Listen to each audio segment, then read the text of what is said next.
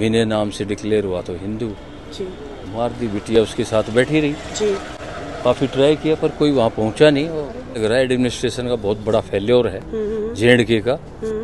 और वो कह रहे थे बिटिया को कि मोदी साहब को बताओ, हमें क्या बता रहे हो। वो पूछ रही थी क्यों मारी, वो ये भी कह रही थी मेरे को मार दो।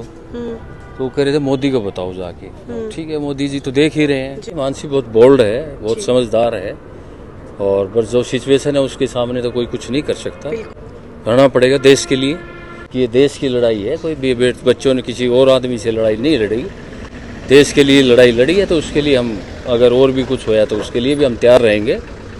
नमस्कार, मैं हूँ रिश्ता तलवार। आप देख रहे हैं करनाल से ये सीधी तस्वीरें, करनाल की आवाज़ से सीधी तस्वीरें। पीछे आप देख सकते हैं विनय नरवाल का घर है। कल से आप इस खबर पर बने हुए हैं। और हिमांशी जो विनय नरवाल की पत्नी है, इस समय उनके पिता हमारे साथ है। इस समय दुख की घड़ी है अंकल, परिवार की स्थिति बहुत नाजुक है। बिटिया आपकी विनय के साथ मैरिड हैं, उनका कॉल आया था आपको। कब ये बच्चों की शादी किस तारीख को हुई थी? शादी हुई थी 16 अप्रैल को हुई थी। ठीक है। और 19 को रिसेप्शन था। जी तो ये 2-3 दिन पहले ही गए थे, उससे नेक्स्ट डेज हो गए। जी। तो उस दिन अराउंड 2:30 बिटिया का कॉल आया आपको कि आया पापा, था? हाँ पापा विनय को मार दी गई है। ठीक है। और मैं कहा बेटा इसको लेके जाए, कोई बुलाओ किसी को। बोला कोई नहीं आ रहा हेल्प के लिए। जी जी तो फिर मैंने कहा बेटा किसने मारी? बोला वो बस पूछ के मारी थी जी कि भाई हिंदू है जी तो इसको मार दो। जी। विनय नाम से डिक्लेयर हुआ तो हिंदू। जी मार दी। बिटिया उसके साथ बैठी रही, जी। काफ़ी ट्राई किया पर कोई वहाँ पहुँचा नहीं। और काफी देर तक हिमांशी का कल भी कहना था कि मैं 1-1.5 घंटा वेट करती रही, विनय कोई की नहीं मदद पहुँचा हुआ हेल्प के लिए, कोई नहीं था वहाँ। और मेरे को तो नहीं लग रहा है एडमिनिस्ट्रेशन का बहुत बड़ा फेल्योर है J&K का। और वो कह रहे थे बिटिया को कि मोदी साहब को बताओ, हमें क्या बता रहे हो। वो पूछ रही थी क्यों मारी, वो ये भी कह रही थी मेरे को मार दो। तो वो कह रहे थे मोदी को बताओ जाके। ठीक है, मोदी जी तो देख ही रहे हैं। जी बिल्कुल। मोदी जी अच्छा कर रहे हैं, उसी के कारण तो ये दुखी हो रहे हैं लोग। पर मैं तो चाहूँगा और अच्छा करें, और इनको आर पार की लड़ाई लड़ें, और इनको ख़त्म करें, और अमन चैन का वातावरण बने।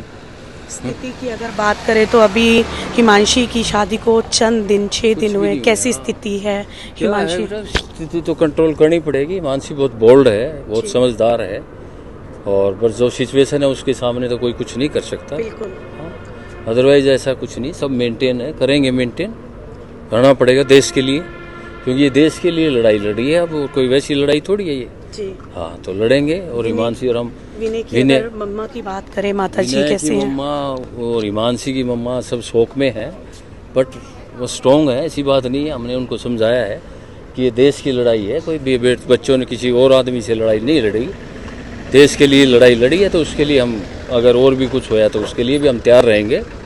और हमारी पूरी बिरादरी, बैरागी स्वामी विनय और हमारी जो राजेश नरवाल जी मेरे समधी जी हैं, जी पूरी बिरादरी, पूरा समाज, पूरा देश, पूरा हरियाणा, सब हमारे साथ हैं। और जाति पाति, हिंदू धर्म में कोई जाति पाति नहीं है। जी हिंदू धर्म सारा एक है, सब एक है। और इससे आगे तो मैं कहूँगा सबको एक ही रहना चाहिए। तो बिल्कुल सबको एक ही रहना चाहिए। हिमांशी के पिता हैं ये। किस तरीके से हिमांशी ने फ़ोन किया था अपने पिता को, वहाँ की पूरी स्थिति बताई। 1-1.5 घंटे तक वो हर किसी से मदद की गुहार मांगती रही। 16 अप्रैल को जवान बेटी हिमांशी की शादी होती है विनय नरवाल के साथ, और दोनों बच्चे घूमने जाते हैं। और किस तरीके से बेटी का फ़ोन आता है अपने पिता को, और उस समय पूरी स्थिति ही पलट जाती है। अब आप देख सकते हैं घर में तमाम लोग, यहाँ पर आवाजाही चल रही है। हर कोई दुख बांटने के लिए जो है परिवार का यहाँ पर पहुंचा हुआ है। ये स्थिति आपको परिवार से दिखाने का और बताने का जो प्रयास है वो किया जाता है। मेरी आप सभी साथियों से अपील है, इस वीडियो पर अपनी राय देना बिल्कुल ना भूलें।